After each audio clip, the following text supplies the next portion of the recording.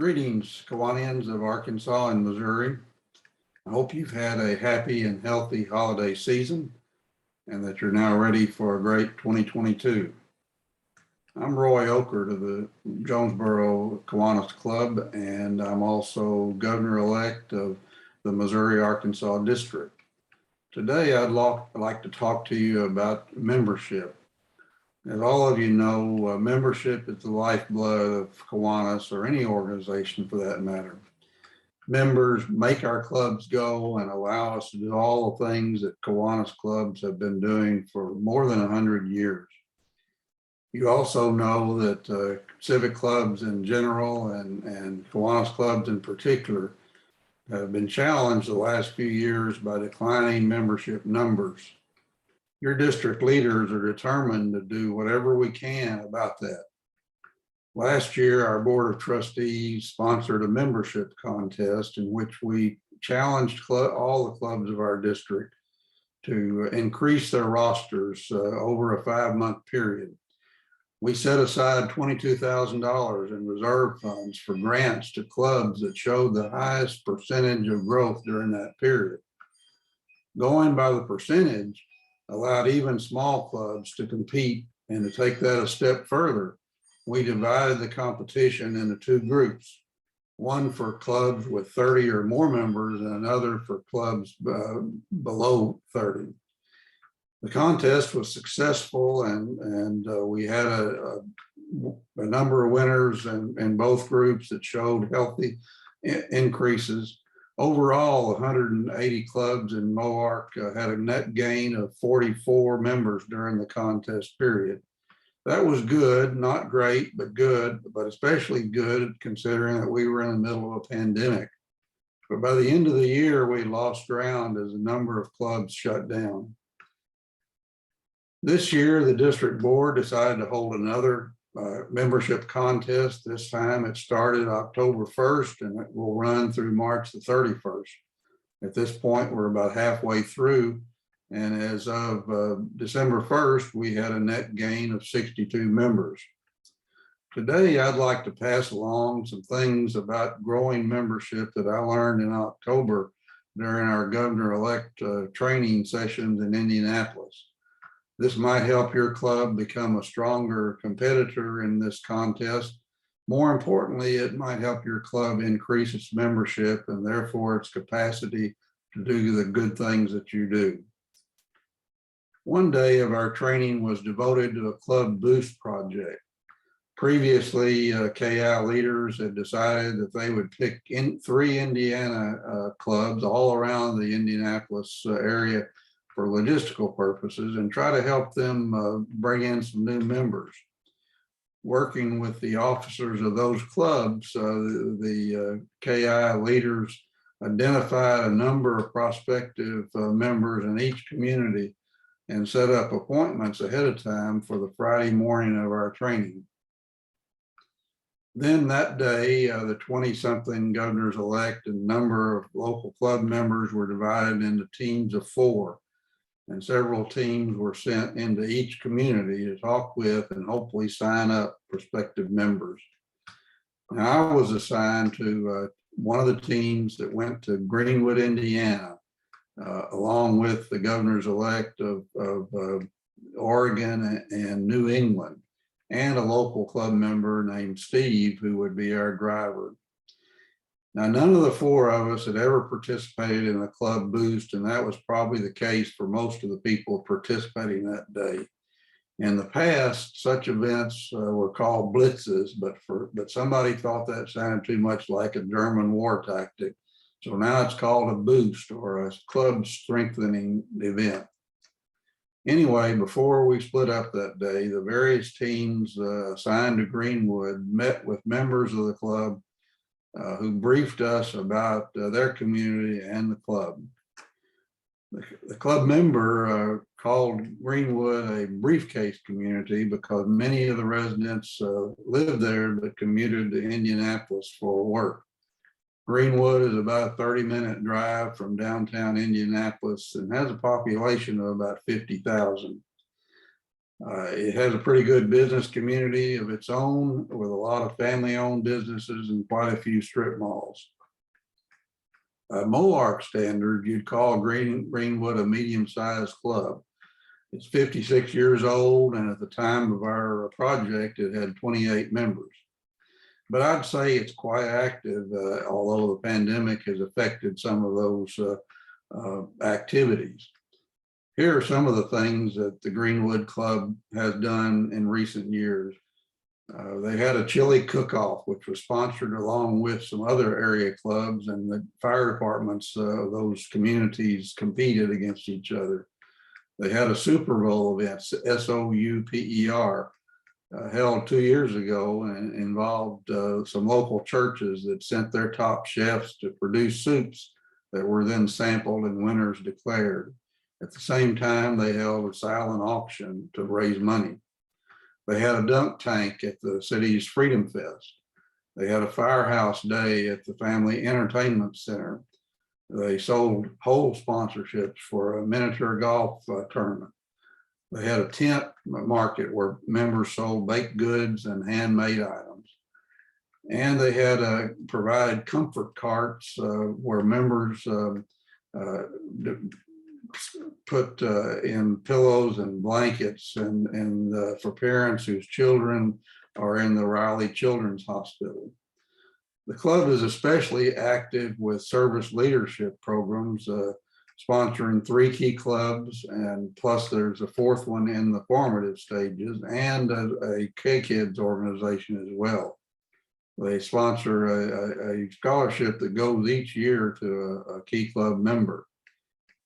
They had plans in November to get with that new key club and stuff bags for the police department to give out to homeless people in the community.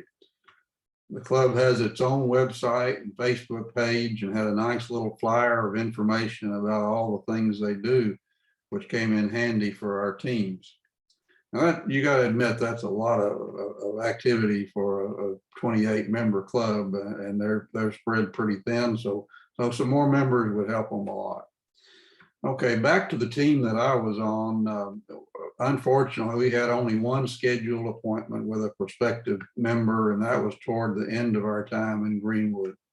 So we were asked to make cold calls, which is a lot more difficult way to recruit new members. We started at a strip mall anchored by a large Kroger store.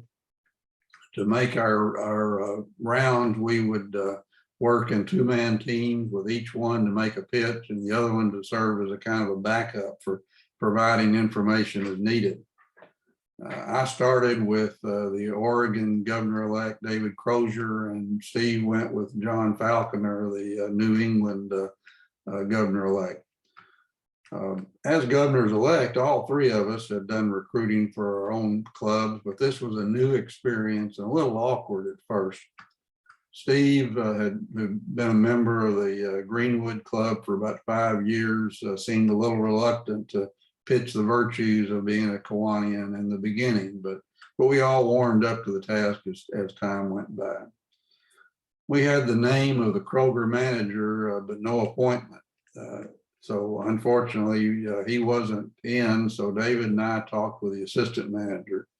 We gathered what information we could for a possible appointment in the future, and left a flyer along with some other Kiwanis information with the assistant manager. We've been asked to fill out a little card at each stop we made, and we did that along the way, gathering information as we could. As it turned out, those stores and most of the stores in that strip mall weren't open yet that morning, so we went on downtown. And there I paired with Steve while John and David set out in another direction. One of the first stops that Steve and I made was at a real estate office, which Steve said was run by a couple of brothers who might be interested in Kiwanis. Well, they weren't in, but their mother, the office manager, was, and really she's the person who runs the office. I let Steve make the pitch, and he wasn't doing real well until he mentioned the comfort carts. Well, that struck a chord with the office manager because she remembered having a grandchild in the Riley Hospital and seeing the carts as a wonderful service for her family. I chimed in there thinking that maybe she was really the prospective member at this place. And I said, see, if you were a member, you'd be able to work on that project. Now, she liked that idea and pointed out the club meeting place, the American Legion Hall, was just a short distance away from her office. As the conversation ensued, I found out that her family often vacations at Greers Ferry Lake, which is in Arkansas, and one of my favorite places. When we left the office, I felt sure that she would be willing to become a member if the club would just make one more good contact, one more good visit. Later at a downtown office, I found a lady who had relatives in Bono, Arkansas, which is just outside of Jonesboro. With cold calls especially, you have little or no chance to make your pitch successfully unless you can find some common ground. But for any membership recruiting, you have to believe in Kiwanis and you have to know your subject. By the time we got back to the hotel, I felt like we had 2 or maybe 3 good prospects, including that one person with whom we'd given an appointment. Overall, though, the KI folks told us later that day that the various teams had recruited about 28 to 30 new members for those 3 clubs, including some who paid their dues that first day. If so, that was certainly successful, especially considering that no representatives of one of the clubs, the smallest club, showed up to help that day. Well, my experience with this project told me that if a club boost could be successful with a bunch of strangers doing most of the recruiting, it could even be more successful if my own club would boost itself. Now, my Jonesboro club has been holding its own for several years now, right about 40 members, but that's about half as many as we had 15 years or so ago. Many of our longtime members died, and some of the members that we recruited didn't stay with the club. Bottom line, only a handful of members do any recruiting now, and that's just good enough to maintain the status quo. So I set out to start a boost project for the Jonesboro Club, and there's no reason why you can't do the same thing. Even if you have fewer than 10 members, if you'll organize the members to do a focused membership drive, it can work. They need a plan and they need leadership and they need to be willing to put in a little bit of work. The real issue here is where to look for prospective members. As I said, cold calls are not very productive. It's a hard way to recruit. But that's where an initiative that's planned by KI's president-elect, Burt West, comes in. He will roll this out when he takes office next fall, but he told us about it at the training conference, and there's no reason why we can't use it now. Like most civic clubs, Kiwanis was started by and for business and professional people. So let's look there for prospective members. As Bert says, every Kiwanian does business at a lot of different places. Ask your members, for example, where do they do their banking? Where do they do their grocery shopping? Where do you buy your building materials? Where do you go for legal advice? Who's your car insurance agent? Who sells home insurance to you? Where do you go for entertainment? And so on. I'm asking those questions of my club members, and then we'll put the information from those who respond together to look for patterns and prospects. I think I'll find several people who, like me, do banking at the largest bank in Jonesboro. That also happens to be where the club has its accounts for service and operations. And I'm treasurer for another organization that has several accounts at that bank as well. So assuming that happens in that manner, I'll ask for an appointment with the local market president, and a couple of us will go in and we'll talk about Kiwanis. And I certainly can say, look, we do all this business with you, and yet our club doesn't have a single member who works here. Can we tell you about how a Kiwanis corporate membership works?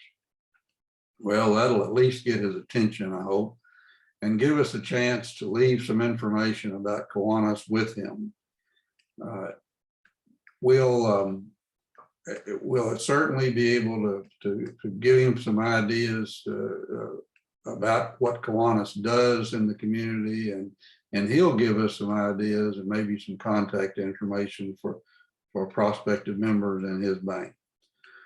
What I hope to do is get enough of our members to form 8 or 10 two-person teams. And each of those teams will schedule appointments at 2 or 3 businesses that our members frequent. That kind of spreads out the duties a little bit, but it could yield as many as 30 prospects and maybe result in 5 or 6 new members. If nothing else, people will know more about what Kiwanis is all about, and it will also get our members thinking more about recruiting. Now, I've got in mind that we could do this in one day, or we can do it over a month, but I'm really thinking more in terms of organizing the teams and asking them to get their interviews done in a week's time. Then the next week we can come back together at our regular meeting and compare notes. Your club can certainly do something like this too, and it might result in some new members for you, which could help you in the contest, or certainly help you in the long run as an organization. Just think what a few new members could do to re-energize your club. To help organize a boost, I've devised a form for gathering information about local businesses that we use and the people at the businesses we can contact. I've asked each of our club members to fill one out and give it back to me, and then we'll put it together a list of possible appointments and go from there.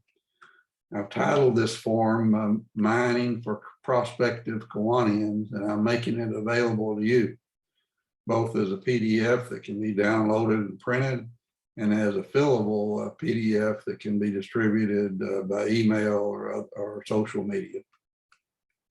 Also, you'll find with this video a copy of the appointment card we used in our Indianapolis boost.